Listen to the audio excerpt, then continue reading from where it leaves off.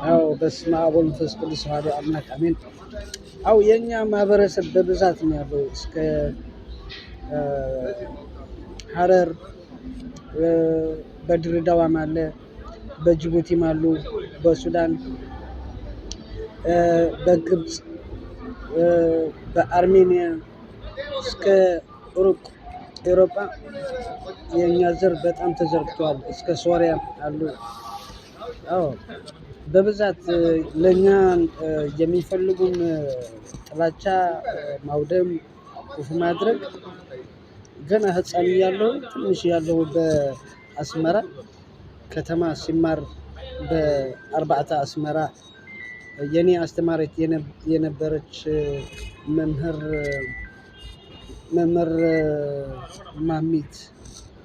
ማሚት የአማርኛ እና የሳይንስ የኔ አስተማሪ የነበሩ በደርግ ጊዜ ማለት ነው። በደርግ ጊዜ ሲማር በቋንቋ አማርኛ እና እንግሊዘኛ ስንማር ነበር። አረብኛ አልነበረም። በኋላ አረብኛ ወደ 1 አመት ተኩል ተማርኩ እንጂ የኢትዮጵያ አረብኛ አለ። የድሮ የኢትዮጵያ አረብኛ ቋንቋ አለ። ሊያጠፉት ግን ይፈልጋሉ። የአፍሪካ ቋንቋ ነው፣ የድሮ ቋንቋ ነው። በእኛ በአስተማሪዎች እንዲያው ማቀብ አለባቸው።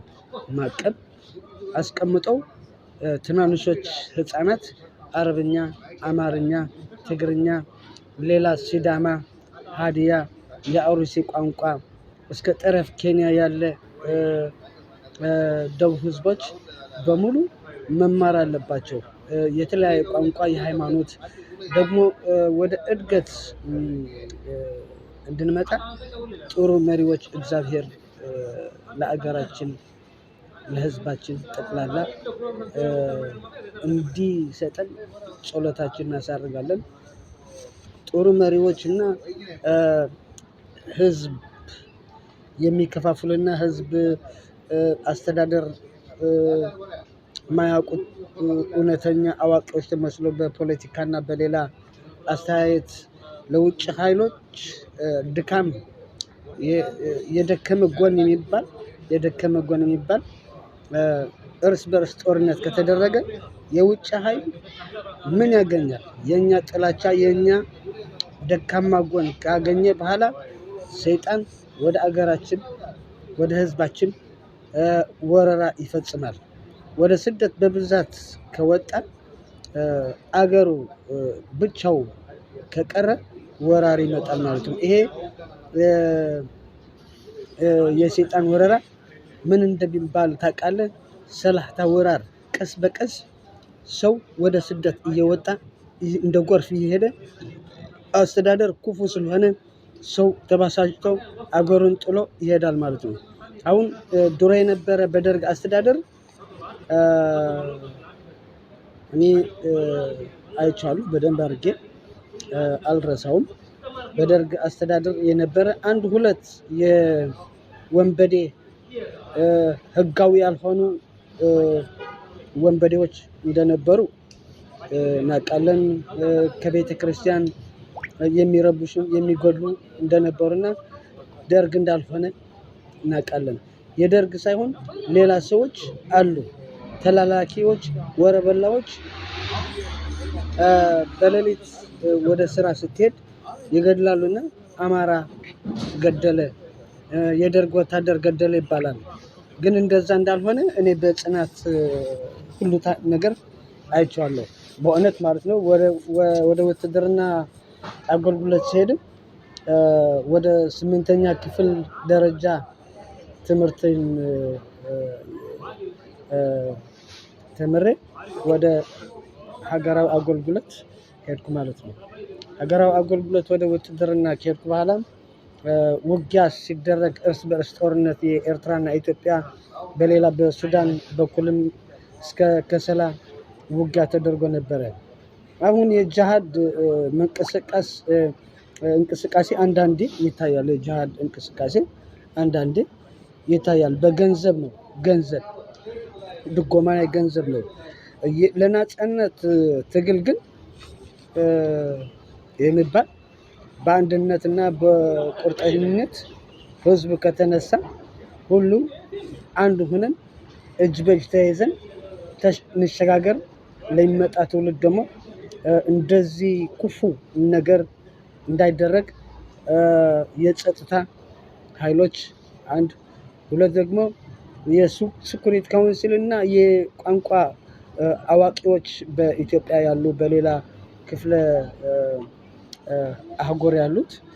ክፍለ ሀገር ያሉት የፖሊሶች ጠንካራ የፖሊሶች ህግ መኖር አለበት። የጉቦና ሌላ ነገር በዘር ወይ በገንዘብ ሳይሆን የጸጥታ ጥሩ ነገር ፖሊሶች መስርተን ክፍያ ደሞዛቸው እንዲቀበሉ በጥሩ አስተማሪዎችም እንደ ጥሩ ክፍያ ገንዘብ እንዲከፈሉ የነሱ ኑሮም እንዲሻሻል አስተማሪዎች የቤት ክራይ ሌላ ነገሮች አስፈላጊ ነገሮች በአገልግሎታቸው እንዲሳካላቸው እመኛለሁ። ሌላ በወታደሮችም እንደዛ ሁላችን ወንድማሞች መሆናችን ማወቅ አለብን። ከመሃላችን ጥላቻ ከተቀሰቀሰ እኮ የኛ በረከታችን መሬታችን፣ ህዝባችን፣ ሃይማኖታችን፣ ባህላችን፣ ቋንቋችን ነው የኛ በረከታችን። አንድ፣ ሁለት ደግሞ እኛ ከተጣላን የኛ ጠላቶች ከውጭ ይታዘባሉ።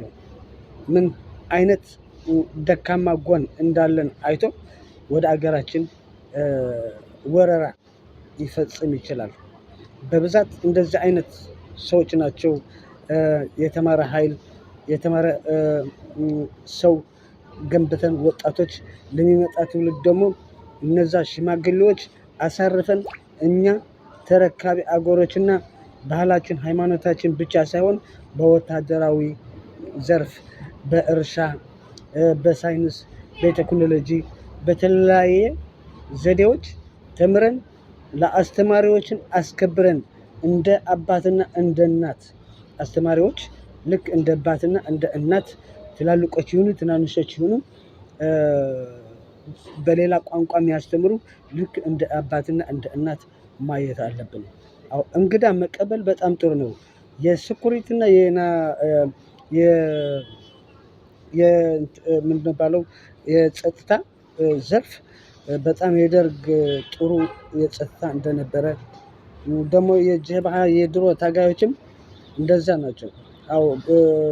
ሽብሮች ይመጣሉ፣ ቀይ ሽብር ይላሉ፣ አንድ ነጭ ሽብር ይላሉ፣ አንድ 50 ዓመት ተገዛ፣ አንድ 100 ዓመት ተገዛ፣ አንዴ እንደዚህ ተወረረች ኢትዮጵያ ገዛች ለኤርትራ እንደዚህ ይሄ ፖለቲካ በውሸት የሚኖሩ እስከ መቼ ትዕግስታችን እያስጨረሱ ነው።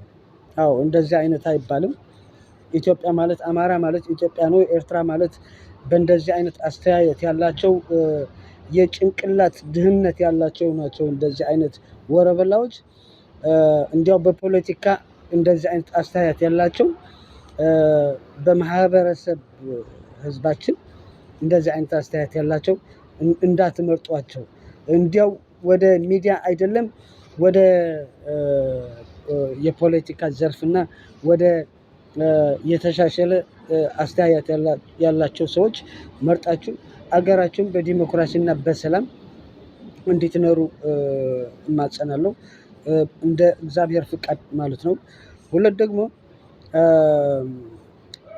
የነበረው ታሪክ የድሮ ታሪክ ማቀብና ማነው የኛ የአገራችን ጠላት ለሚመጣ ትውልድ ታሪካችን ይዘን እንደዚህ ክፉ ነገር እንዳይመጣ ከሰው ከነጮች፣ ከጥቁሮች፣ ከአረቦች ጥሩ ዲፕሎማሲ አድርገን በንግድ ዘርፍ፣ በትምህርት ዘርፍ፣ በስፖርት በተለያየ